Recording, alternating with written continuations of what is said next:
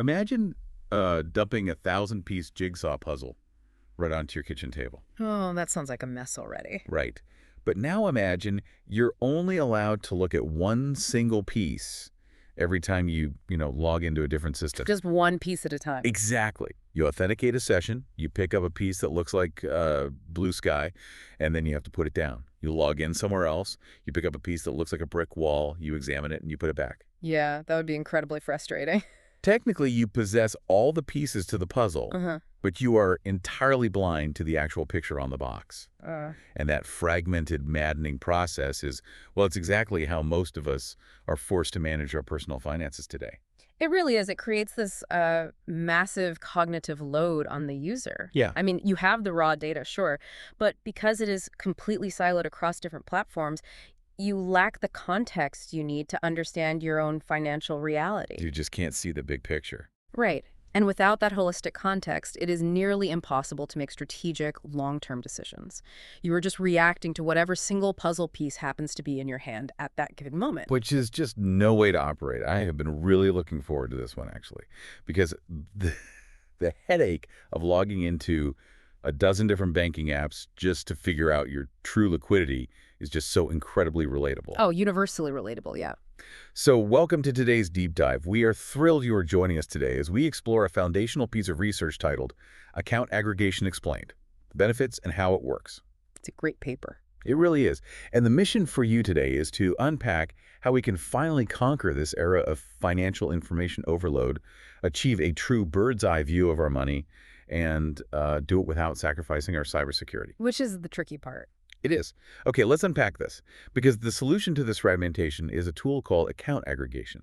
Rather than you traveling to a dozen different digital locations, this basically acts as a centralized hub. Right, a single pane of glass. Exactly. It pulls in data from savings, checking, brokerage accounts, and debt liabilities, housing it all under one unified dashboard. And it fundamentally changes the user experience of personal finance. How so? Well, instead of you operating as a manual data gatherer, bouncing between different user interfaces and authentication protocols, the aggregation engine does all that heavy lifting for you. So you don't have to be the middleman anymore. Right. It acts as an automated courier, bringing those disparate data streams into a single environment. I mean, I can certainly see how having a master dashboard is deeply satisfying on an organizational level. But organization isn't necessarily the same thing as optimization. That's very true. Because a pretty color-coded spreadsheet does not automatically stop someone from overspending. No, it definitely doesn't. So I want to push on this a bit. Does seeing everything in one centralized place actually makes us better at managing our capital? Or does it just give us a highly efficient, streamlined way to stare at our money and stress out about it? That is the trap most people fall into, actually. They assume that visibility automatically equals control. Right. But the actual utility of account aggregation goes far beyond just, stacking your balances in a neat little row. The transformative power lies in categorization. Okay, categorization. Yeah, when you aggregate your accounts, the platform doesn't just display the numbers. It normalizes and tags all that underlying transaction data. So it is actively interpreting the raw feed. Precisely. Think about the mechanics of cross-platform spending. You might buy groceries using a debit card attached to a primary checking account one week, Sure. and then use a rewards-based credit card from a completely different institution the next week. I do that all the time. Right. In a fragmented system, you have to manually extract those transactions, export them, and categorize them yourself just to calculate your monthly food expenditure. Which nobody actually does. Exactly. Yeah. But an aggregation platform uses algorithms to read those varied transaction strings, recognize them both as grocery expenses, and automatically group them together. It takes all that unstructured, chaotic data and transforms it into a unified, actionable snapshot of your actual cash flow. That shifts the perspective entirely. I mean, it moves the user from passive tracking into a space of active, informed decision-making. Because you are finally escaping the constraints of mental accounting. Mental accounting. Yeah, when you only view accounts in isolation, your behavioral response is dictated by that specific silo. Like, you might see a low checking balance and feel this artificial sense of scarcity. Right, triggering panic. Like, oh no, I'm broke. Exactly. But when you rely on a categorized, comprehensive snapshot, you might see that, well, while your your checking liquidity is low, your overall savings rate across your brokerage and high-yield accounts is actually exceeding your targets. So you're actually doing fine. Right. You stop reacting to isolated stress triggers and start managing your wealth based on mathematical reality. That comprehensive snapshot sounds undeniably powerful for mapping out a strategy. But to build that master dashboard, you have to address a massive logistical and security hurdle. Oh, absolutely. The elephant in the room. Right. Because it is one thing to want a centralized hub. It is another thing entirely to facilitate the actual data transfer. Because to get this granular level of transaction data, these aggregation services require users to hand over their actual usernames and passwords for every single financial institution they want linked. Yeah, the aggregator needs the keys to the castle to fetch the data. And once it has those keys, the mechanism it uses is called scraping. Screen scraping, yeah. Right. The service takes your credentials, logs in on your behalf, and literally scrapes the account balances and transaction histories. Now, here's where it gets really interesting, because I have to push back on the very premise of this architecture. Let's hear it. From the moment we open our first bank account, the absolute golden rule of digital hygiene is that you never, ever hand over your banking passwords to a third party. Never. We are taught to guard those credentials with our lives. So how can a system built on systematically handing over the digital keys to our entire financial existence possibly be considered secure? It is a deeply uncomfortable proposition, I totally agree. It runs counter to every instinct we have developed regarding cybersecurity. Exactly. But to understand why the industry accepts this, you really have to look at how scraping actually functions on a technical level. Okay, walk me through it. When you provide your credentials, the aggregation software essentially programs a digital bot. That bot puts on a mask, mimics your user profile, navigates to the bank's front-end website, logs in, and literally parses the HTML code on the screen to copy and paste the text it identifies as your balance or recent transactions. I mean, which just paints a picture of a digital robot rummaging through my personal bank vault. That does not lower my blood pressure at all. I know. But what's fascinating here is how the financial technology sector engineered a compromise to mitigate that exact fear. Okay. The critical safeguard is that these account aggregation platforms are explicitly restricted to read-only access. Oh, meaning they operate as a one-way mirror. They can observe the data, but they cannot manipulate it.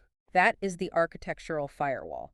The software is designed and increasingly limited by the underlying financial institutions themselves to only pull information. It's just looking, not touching. Right. It can retrieve the ledger, but it fundamentally lacks the permissions required to initiate a transaction. You cannot use the aggregation dashboard to pay a utility bill. You cannot wire funds to a different institution, and you absolutely cannot authorize a withdrawal. You know, that inability to act actually provides a tremendous amount of psychological comfort. It does. Because if a bad actor were to somehow compromise the aggregation platform, they might be able to, see my net worth, but they couldn't actually drain my checking account. Exactly. It is an intentional implementation of friction. Friction is a feature. Right. In modern software design, the prevailing philosophy is usually to eliminate all friction to make the user experience as seamless as possible. But in the context of financial aggregation, the inability to transact is a feature, not a bug. That makes perfect sense. It builds a necessary hard-coded barrier between observation and execution. You get all the analytical power of the scraped data without exposing your underlying liquidity to unauthorized movement. I appreciate that distinction. It frames the aggregator not as an active financial manager, but rather as a highly secure, read-only analytical engine. Exactly. And once you accept that the read-only layer is secure, it opens up this fascinating frontier for how this technology can be scaled. I mean, if we're comfortable letting a bot scrape basic checking and savings data, the natural progression is to push the boundaries of what else we can aggregate to understand our true financial position. Which is exactly how professional financial advisors are leveraging this architecture today. They have moved far beyond just analyzing basic cash flow. What are they doing with it? They use these platforms to construct incredibly complex real-time models of a client's holistic wealth. So we are talking about integrating illiquid assets, like pulling in real-time algorithmic home value estimates and displaying them right alongside liquid brokerage accounts. Yes. And that integration fundamentally alters a person's relationship with their assets. How so? For most individuals, the equity in their home is largely abstract. It is just a structure they live in. They might vaguely recall the purchase price, but it isn't viewed as active capital. Right, it's just the house. But when an aggregator scrapes a live valuation model and places that equity directly on the dashboard next to a mutual fund, it transforms that physical real estate into a tangible, measurable component of their daily net worth. Wow. And the aggregation doesn't stop at assets, does it? Which brings a much harsher reality into focus. Because these platforms are explicitly designed to pull in debt liabilities as well. Oh, absolutely. Auto loans, mortgages, and authorized credit card accounts from completely separate institutions. Adding that liability layer forces a real psychological reckoning. I bet. It is remarkably easy to suffer from a localized delusion of wealth when you only open the specific app for your high-yield savings account. You see a large number and you feel secure. Sure, you feel great. But when a comprehensive dashboard automatically scrapes that savings balance and immediately subtracts the live balance of your revolving credit card debt and your remaining mortgage principal, it just strips away that illusion. You are left staring at a stark, unvarnished net worth figure. It totally eliminates the ability to compartmentalize our financial behavior. I mean, you cannot ignore a growing credit card balance when the algorithm places it in bold font directly beneath your checking account. Right in your face. It is the ultimate algorithmic reality check. And for wealth managers, that holistic view is revolutionary because it allows them to offer fiduciary advice based on a client's total economic reality rather than just the isolated portfolio the advisor happens to manage. That's huge. It is. But where this technology truly reshapes human behavior is when it moves beyond the individual and is applied to multiple people. Which brings us to the concept of householding. Yes, householding. This is a specific application of account aggregation, where all of the distinct savings, checking, brokerage, and liability accounts belonging to different members of a single-family unit, like married couples or domestic partners, are linked together into one unified data model. It basically takes the power of the individual net worth snapshot and scales it up to encompass an entire family's economic engine. Right. To put this in corporate terms, it's less like a group chat where you are casually discussing your finances, and more like setting up a real-time profit and loss statement for your entire household. That's a great analogy. Because without householding, partners are essentially operating like two separate businesses trying to fund a joint venture. You have two people sitting at a table, logging into their individual silos, trying to verbally communicate their fragmented puzzle pieces. Right. I have this much liquid. How much do you have? Exactly. I paid down this card, but my student loan is here. It relies heavily on self-reporting, which is, frankly, inefficient and highly prone to miscalculation. And that information asymmetry inevitably leads to well-intentioned misalignment. How does that usually play out? Well, one partner might believe they're aggressively funding a shared goal, like a down payment on a house, while the other partner is unknowingly offsetting those gains by carrying high-interest debt in a separate, unlinked account. Ouch. Yeah. When you operate in silos, you are basically just guessing at your collective runway. So householding theoretically solves that by democratizing the data within the relationship. Every asset and every liability is on the table, updating in real time. Everything is visible. But I have to question the behavioral trade-off here. What does this level of radical transparency mean for individual financial autonomy? Are we essentially demanding that people trade their personal financial privacy for the sake of collective efficiency? If we connect this to the bigger picture, householding represents a profound paradigm shift in relationship dynamics. You are explicitly moving away from individual financial autonomy and opting into collective strategic planning. And you are absolutely right to identify the friction there. It is a significant trade-off. You are sacrificing the privacy of having your own hidden financial corners, the ability to quietly make a purchase without immediate oversight, in exchange for the immense power of operating from a shared objective reality. It strips away any plausible deniability. I mean, there is no hiding a spontaneous shopping spree, and there is no concealing a quiet transfer to a personal side account, because the scraping bot will systematically find it, categorize it, and display it on the shared dashboard by the next morning. That forced transparency can be jarring, for sure. But for families attempting to execute highly complex, massive financial goals, that objective truth is often a structural requirement. Like what kind of goals? Consider a household trying to balance aggressive retirement contributions while simultaneously attempting to fund a 529 college savings plan for a child. Right, very common scenario. The margins for error in that scenario are razor thin. You cannot successfully navigate competing six-figure financial objectives based on estimates and casual verbal updates. Householding allows a family unit to coordinate their collective capital deployment based on cold, hard, mathematically verified data. You are literally forcing both partners to navigate using the exact same map. Exactly. Let's take a step back and synthesize all these pieces to ensure we have a clear, comprehensive picture of the landscape we've explored today. The ultimate financial snapshot. We began by examining the inherent chaos of modern digital banking. The cognitive overload of trying to understand your wealth by logging into a dozen fragmented silos. Right. We explored how account aggregation serves as the antidote to that chaos.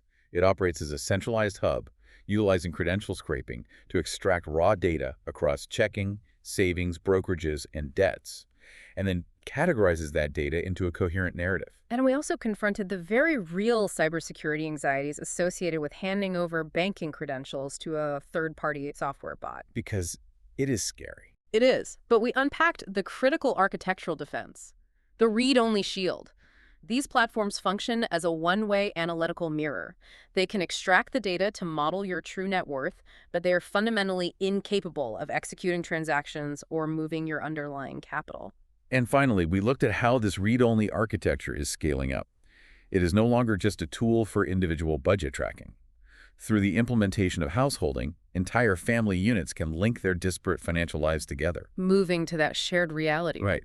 By trading individual privacy for radical algorithmic transparency, couples can map out complex shared futures using a single, unified dashboard of their collective reality. It is a remarkable leap forward in how humanity interacts with its own economic data. I mean, we have built tools that offer unprecedented clarity, but when you observe the sheer precision of these aggregation platforms, it raises a deeply unsettling question about where this technology is inevitably heading. Unsettling in what way? What is the logical next step here? Think about the data trajectory we have just outlined. We have established that these platforms can now flawlessly map an entire household's real-time inflows, categorized outflows, compounding debts, fluctuating home equity, and long-term capital goals in one single read-only view. They see everything. The algorithm knows exactly what we earn, exactly how we spend it, and exactly what we are trying to achieve.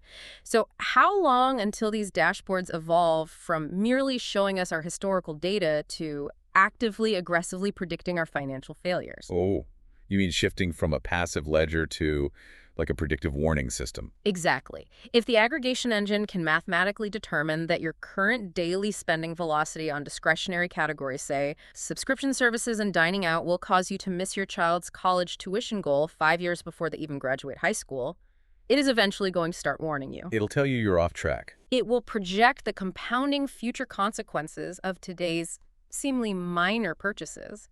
And when that predictive algorithm starts sending push notifications detailing exactly how your current behavior is destroying your future goals, will we actually embrace that hard objective truth? Wow. Or will we discover that the ultimate financial mirror is simply too painful for us to look at?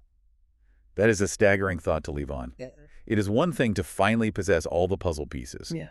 Is an entirely different psychological challenge when the puzzle itself starts telling you that you are putting them together wrong. It really is. We want to thank you for joining us on this deep dive today. Keep exploring the data, keep analyzing the systems around you, and most importantly, keep questioning the tools you use to shape your life. Because eventually, you might just find that you finally have all the pieces to your own puzzle. See you next time.